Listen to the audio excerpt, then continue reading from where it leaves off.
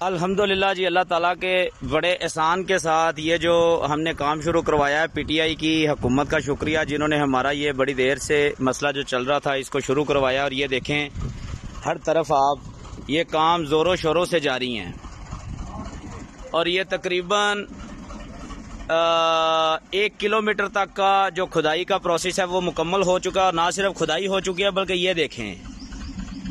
1000 fit کی ایک length جو ہے وہ ڈرین ہو چکی ہے الحمدللہ۔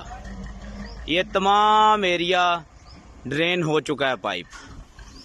یہ ہماری یونین کونسل کے پاس کا ایریا ہے،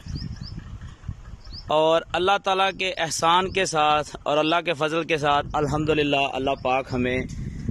اس چیز کی توفیق دے کہ ہم بری سیاست سے باز رہیں اور یہ ہمارے کام اسی طرح چلتے رہیں۔ یہ آپ کے سامنے ہے کام جو مکمل ہو رہا ہے، لیکن مجھے خبر ملی ہے کہ رانا تنویر احمد صاحب کی پارٹی جو ہے نون لیگ، اور ہمارے گاؤں کے جو نون لیگ کے سرکردہ کارکن ہیں یا وہ جو بھی ہیں، خود کو کارکن کہیں یا جو بھی کہیں،